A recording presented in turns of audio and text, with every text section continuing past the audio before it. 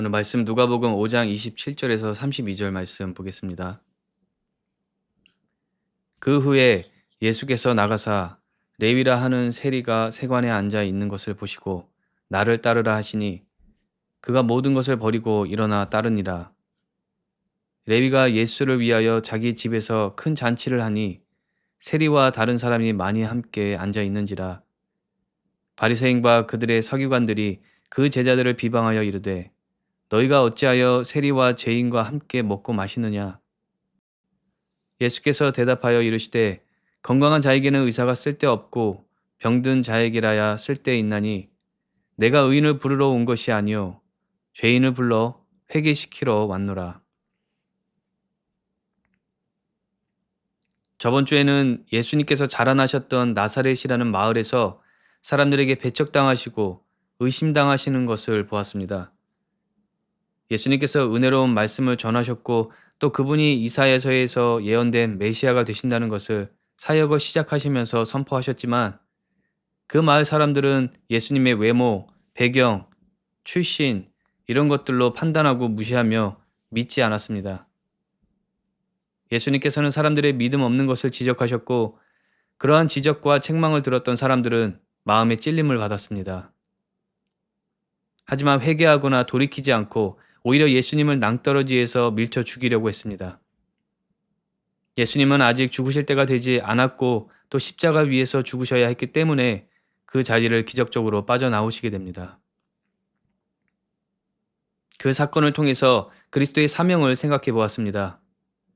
의심하고 배척하고 멸시하는 사람들도 용서를 받고 구원을 받을 수 있도록 하시기 위해서 이미 계획하신 십자가와 부활을 향해 가시는 그리스도의 사명, 너무나 악하고 죽어 마땅한 우리를 용서하셨기 때문에 그 얻은 은혜를 똑같이 이웃과 원수에게도 베푸는 성도가 되어야 한다는 것에 대해서 묵상을 했습니다. 예수님께서 그 나사렛을 떠나서 가버나움이라는 동네에 가셨고 그곳에서 안식일에 사람들을 가르치셨습니다. 그때 회당 안에 있던 사람들 중에 귀신 들린 사람이 소리를 지르기 시작합니다. 4장 34절 말씀에 아 나사렛 예수여 우리가 당신과 무슨 상관이 있나이까 우리를 멸하러 왔나이까 나는 당신이 누구인 줄 아노니 하나님의 거룩한 자니이다. 은혜롭고 권위 있는 말씀뿐만 아니라 악한 영의 입을 통해서도 예수님의 메시아 되심이 증명되는 사건입니다. 예수님께서 그 귀신에게 명령하여 잠잠하고 나오라 하셨습니다. 이 장면을 보았던 사람들은 귀신까지 명령하고 떠나가게 하는 그 권위와 능력에 놀라서 소문을 퍼뜨렸습니다. 이 사건뿐만 아니라 많은 가르침과 기적의 현장에서 사람들이 함께 했었고 그런 일들이 전해지고 기록된 것인데 특히 누가복음은 그러한 일들을 종합해서 객관적으로 서술한 기록입니다. 이러한 기록은 예수님과 여러 기적과 영적인 사건을 실제로 보고 듣고 경험한 아주 많은 사람들의 간증이나 증언을 바탕으로 성령님의 감동에 의해서 기록된 것입니다. 그 중에서도 가장 가까운 곳에서 가장 확실하게 보고 경험한 12 제자들과 그 외에 많은 제자들과 사람들이 성령의 힘을 입어서 확신을 가지고 전파했고 그 확실한 경험의 복음을 듣게 된 많은 사람들이 또 다른 누군가에게 전파하며 오늘날까지 이르게 된 것이죠. 그 말은 곧 오늘 우리가 듣고 있는 이 말씀을 누가 전했는지 찾아서 거슬러 올라가면 결국 도달하는 사람들이 제자들이고 예수님이라는 것입니다.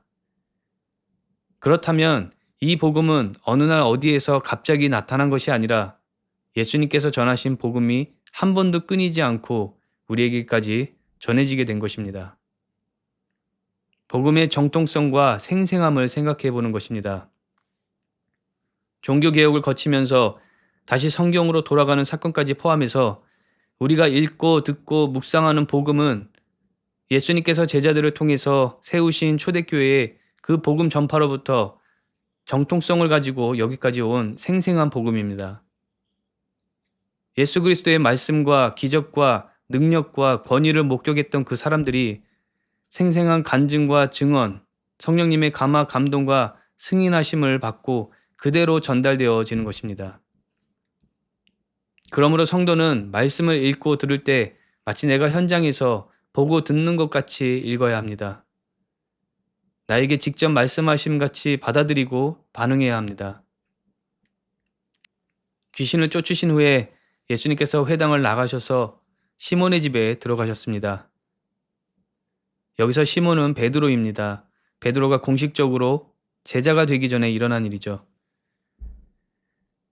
시몬의 장모가 마침 심한 열병을 앓고 있었고 사람들이 예수님께 그 여인을 좀 봐주십사 간청했습니다.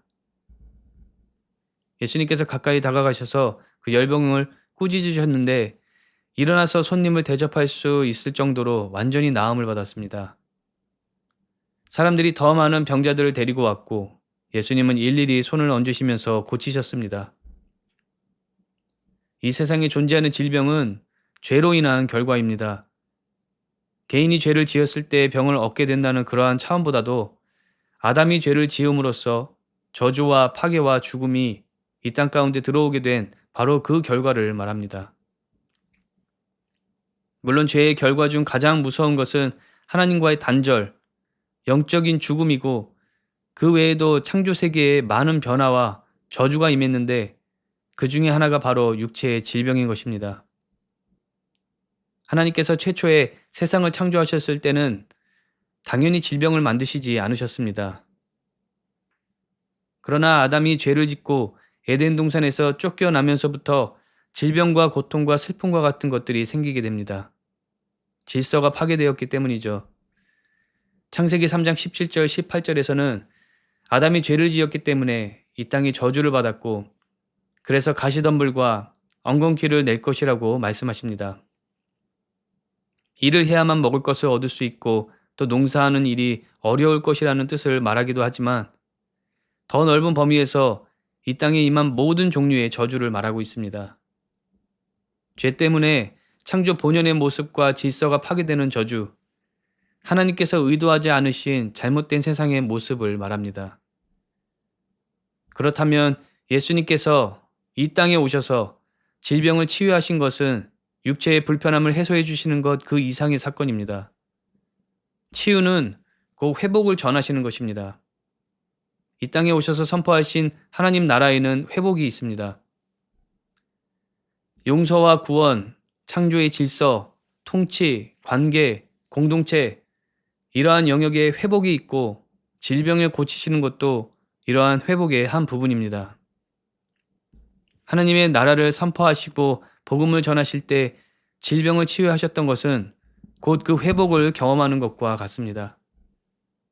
질병도 슬픔도 죽음도 없는 하나님의 나라, 죄도 없고 다툼도 없고 욕심도 없는 하나님께서 통치하시는 나라를 경험하게 하시는 것입니다. 예수 그리스도께서 이 땅에 오시면서 말씀하신 하나님의 나라는 이미 시작되었습니다. 그러나 아직 완전하게 임하지 않았습니다. 그렇기 때문에 우리는 여전히 질병과 고통과 죄악과 죽음이 존재하는 세상에 살고 있습니다. 그러면서도 성도는 주님의 능력과 인도하심 안에서 하나님의 나라를 경험하고 있는 것입니다. 예수님께서 다시 오실 때 비로소 하나님의 나라가 완전하게 임하게 됩니다. 요한계시록 21장 1절에서 4절 말씀에서는 새 하늘과 새 땅을 말하고 있습니다. 예수님께서 다시 오시고 죽은 자들이 살아나 들림받고 마지막 심판이 있고 난 후에 성도는 새 하늘과 새 땅에서 완전한 하나님의 나라를 영원히 누리며 살 것입니다. 요한계시록 21장 4절에서 그곳에서는 모든 눈물을 그 눈에서 닦아주시니 다시는 사망이 없고 애통하는 것이나 곡하는 것이나 아픈 것이 다시 있지 아니하리니 처음 것들이 다 지나갔음이러라. 예수님께서 이 땅에서 질병을 치유하시는 것은 하나님의 나라, 회복을 경험하게 하시는 것입니다. 오늘도 하나님께서는 우리에게 회복과 치유를 경험하게 하실 줄 믿습니다. 그 경험을 통해서 불편을 해소하는 정도가 아니라 우리가 기대하고 바라는 하나님의 나라가 어떤 것인지 작게나마 경험할 수 있도록 은혜를 주시는 것입니다. 하나님 나라의 자유와 기쁨과 회복과 보호하심과 사랑하심을 경험하게 하실 것입니다. 의료를 통해서 치유받게 하실 수도 있습니다. 수술대 위에서 우리의 손을 붙잡으시고 아픈 곳을 싸매실 것입니다. 또 좋지 않은 습관과 생활을 고치는 과정을 인도하시고 함께 하시며 치유하실 수도 있습니다. 무엇보다 능력으로 기적을 일으키셔서 질병을 치유하시는 역사가 우리 모두에게 있기를 간절히 소망합니다. 물론 치유를 허락하지 않으실 수도 있습니다. 그 질병을 치유받을 수 있다는 확실한 믿음이 우리에게 없을 수도 있고, 또 많은 경우 하나님의 능력으로 나음받고자 하는 의욕이 없을 수도 있습니다. 예수님께 찾아와서 치유받은 많은 사람들의 공통점이 있다면 참으로 갈급했다는 것이죠. 치유되면 좋고 안 되면 잘 다스리면서 살아야지 요즘 시대에 치유가 있겠나. 이러한 마음이라면 하나님께서 치유하실 수가 없습니다. 우리의 믿음과 간절함 위에서 일하시기 때문입니다. 때로는 질병을 통해서 어떠한 목적을 이루시기 위해 치료하지 않으실 수도 있습니다. 하나님을 간절히 찾도록 하시기 위해서 치유하지 않으실 수도 있고, 겸손하게 하시기 위해서 치유하지 않으실 수도 있습니다. 사도 바울이 교만하지 않도록 자신에게 있는 가시를 제거해 주지 않으셨다는 고백을 볼 때, 그가 언급한 가시가 질병이든 또는 다른 무엇이든 성도가 하나님을 찾게 하시고 겸손하게 하시기 위해서 불편하고 고통스러운 무언가를 완전히 제거하지 않으실 수도 있다는 것을 알 수 있습니다. 그렇기 때문에 치유에 관련해서 흙과 백처럼 분명한 답이 모두에게 해당되지는 않습니다. 다만 성도는 2000년 전이나 지금이나 하나님께서 질병으로부터 자유와 회복을 경험하게 하시는 하나님이시라는 것을 믿고 구하여야 하고, 그런 과정에서 주시는 여러 가지 응답을 통해서 믿음으로 반응할 수 있어야 합니다. 그렇게 시몬의 장모와 많은 사람들을 치유하신 예수님께서는 다른 곳에서도 복음을 전하시기 위해서 그곳을 떠나셨습니다. 갈릴리의 여러 회당에서 말씀을 전하시고 어느 날 게네사렛 호숫가에 가셨습니다. 그곳에 있는 배에 오르셨는데 바로 베드로의 배였습니다. 그 배 위에서 말씀을 전하신 후에 베드로에게 깊은 곳으로 가서 그물을 내려 고기를 잡으라고 하셨습니다. 밤새 고기를 잡지 못했던 것을 아셨기 때문이죠. 베드로는 밤새 잡은 것이 없지만 말씀에 의지하여 그물을 던지겠다고 말하며 순종했습니다. 그리고 그물이 찢어질 정도로 많은 물고기를 잡았습니다. 전통적으로 고기잡이는 밤에 이루어졌습니다. 빛이 없어서 물고기 시야가 어둡고 온도가 낮아져서 수면 가까이 올라오기 때문에 밤에 물고기를 잡는 것이 쉽다는 것이 상식이었습니다. 밤새 그물을 던져도 못 잡았다면 낮에는 잡기 더 힘들다는 것을 경험으로 알았던 베드로에게 목수 출신이며 말씀을 전하시는 분의 명령으로 그물이 찢어질 만큼 잡을 수 있었다는 것은 비상식적이고 기적적인 일이었던 것입니다. 그만큼 놀라운 일이었기 때문에 베드로는 상황을 수습하자마자 예수님 앞에 엎드렸습니다. 그리고 자신은 죄인이니 떠나달라고 간구합니다. 참 아이러니한 말이죠. 자신이 정말 죄인인 줄 안다면, 그리고 예수님께서 하나님이시거나 그 정도는 아니더라도 하나님과 아주 친밀한 선지자 정도는 된다고 생각했다면, 자신의 죄를 용서받고 해결할 방법이라든지 더 이상 죄를 짓지 않을 수 있는 방법 같은 좀 실질적이고 의미 있는 것을 요구해야 정상이 아닐까요? 그런데 베드로는 자신을 떠나달라고 말했습니다. 죄인이기 때문에 떠나달라고 합니다. 하지만 깊이 생각해보면 이런 모순된 말과 생각이 우리의 생각과 다르지 않습니다. 우리가 큰 죄를 지을수록 하나님께서도 나를 다른 사람들처럼 추악한 존재로 생각하시고 매우 불쾌해 하실 것이라고 생각할 수 있습니다. 또 심판받고 벌받을까봐 두려워하게 됩니다. 아담이 죄를 짓고 나서 했던 행동을 보면 하나님을 피해서 숨었습니다. 죄로 인해 하나님 보기가 두려웠던 것입니다. 또 우리가 죄인을 볼 때 하나님께서 그를 떠나실 것이라고 생각하기도 합니다. 또 반대로 내가 죄가 없다고 생각하고 나 정도면 정말 괜찮은 사람이라고 생각할수록 하나님께서 나를 기뻐하시고 나와 함께 하신다고 생각할 수 있습니다. 정말로 겸손하고 거룩하고 깨끗하게 살려고 노력하는 사람과 하나님께서 함께 하시는 것은 당연하겠지만 자신의 기준에서 죄가 없다고 생각한다고 해서 함께 하시는 것도 아니고 또 내가 죄인이라고 해서 무조건 멀리 하시는 것도 아닙니다. 베드로를 만나셨던 5장 11절 이후에 5장 27절부터 레위라는 사람이 나옵니다. 레위는 세리였습니다. 세리는 세금을 걷는 사람으로서 공무를 집행하는 직업인데 그 당시 세리는 죄인 취급받았었죠. 로마의 지배를 받았던 이스라엘은 세금을 내야 했는데 세금 걷는 사람을 레위와 같은 유대인으로 세웠습니다. 지배하는 국가를 위해서 민족으로부터 돈을 걷는 일을 하는 사람이 바로 세리입니다. 민족을 배신하고 로마를 부유하게 하는 사람, 권력으로 세금을 더 많이 강탈해서 그중 얼마를 챙겨 재산을 축적하는 사람으로 알려져 있습니다. 그야말로 가장 저급한 죄인으로 낙인 찍힌 자들입니다. 베드로가 고백했던 논리대로라면 이런 세리들이야말로 예수님께서 가장 멀리해야 할 사람들이죠. 사회적으로도 민족적으로도 종교적으로도 비난받을 수밖에 없는 사람들입니다. 그렇지 않아도 이스라엘 사람들은 세리를 죄인으로 여기며 멸시하고 멀리했습니다. 그러나 예수님께서는 그 죄인을 일부러 찾아가셨습니다. 심지어 제자로 부르셨습니다. 앞으로 십자가에서 죽으실 때까지 항상 함께할 12제자로 부르신 것입니다. 그가 나중에 사복음서 중 하나인 마태복음을 쓴 마태입니다. 레위는 마태의 또 다른 이름이죠. 레위는 예수님을 집에 초대해서 다른 세리들과 사람들을 부르고 잔치를 베풀었습니다. 그리고 그 모습을 본 바리새인들과 서기관들은 함께 있던 제자들에게 어떻게 죄인들과 앉아서 먹고 마시냐고 비난했습니다. 여러분들이 지금 생각해 볼 수 있는 가장 나쁜 사람들은 누구일까요?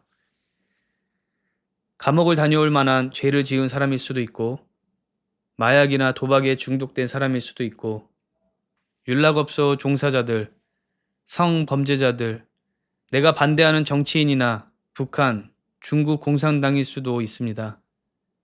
친일 중에서도 동포를 괴롭혔던 제일 나쁜 친일파일 수도 있겠습니다. 그렇게 보편적으로 죄인 취급받는 사람들과 식사하고 대화를 나누는 장면을 본다고 생각해 보십시오. 요즘 같은 사회에서 그런 장면을 본다면 온갖 프레임을 다 씌우며 악마화시킬 것입니다. 바리새인과 서기관들은 지금 그러한 생각으로 말하는 것입니다. 어떻게 극악무도한 죄인들과 식사를 할 수 있는가? 그들의 전통대로라면 죄인과는 겸상도 할 수 없는데 하나님의 말씀을 전한다고 하는 사람과 제자들이 그런 죄인들과 잔치를 하고 교제를 할 수 있느냐 비난하는 것입니다. 예수님께서 그 말을 듣고 이렇게 대답하셨습니다. 건강한 자에게는 의사가 쓸데없고 병든 자에게라야 쓸데있나니.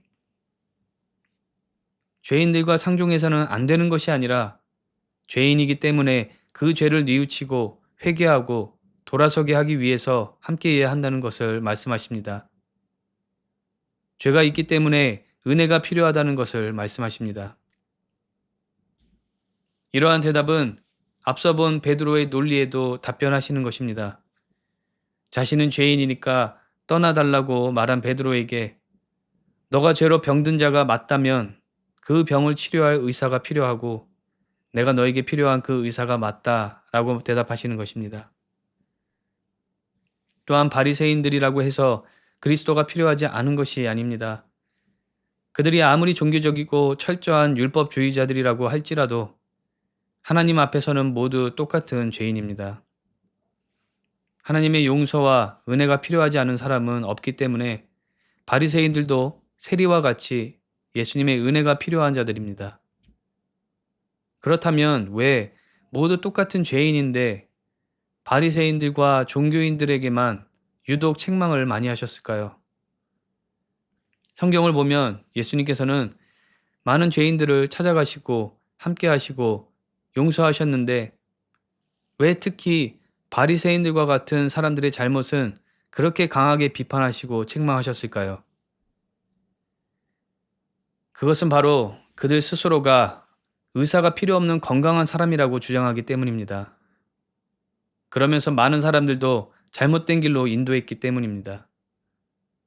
만약 그들이 스스로 죄인임을 고백하고 하나님의 은혜가 필요한 사람이라는 것을 인정했다면 다른 죄인들과 다르지 않게 대하셨을 것입니다. 그렇다면 반대로 세리들도 자신이 죄인인 것을 인정하지 않고 하나님의 용서와 구원과 도움이 필요 없다고 한다면 그들에게도 회개가 필요한 죄인이라고 강하게 책망하셨을 것입니다. 오늘날 교회가 맞서고 있는 세속주의나 동성애 운동이나 사회주의, 공산주의 사상 또한 그런 것입니다. 하나님을 믿는 성도들보다 그들이 꼭 더 큰 죄인이어서라기보다 하나님께서 창조주가 아니라고 말하고 창조의 질서를 멸시하고 가정을 해체시키고 절대 주권자가 없다고 말하고 그들 스스로 죄인이 아니라 오히려 이 세상을 자유케 할 깨어있는 사람들이라고 말하기 때문입니다. 그것을 주장하고 그것을 주입시키고 강요하기 때문에 교회는 그러한 주장과 맞설 수밖에 없는 것입니다. 성도는 죄가 없고 그들만 죄가 있다고 주장하는 것이 아니라 우리 모두가 죄인이고 하나님의 은혜가 필요하다는 것을 말하는 것입니다.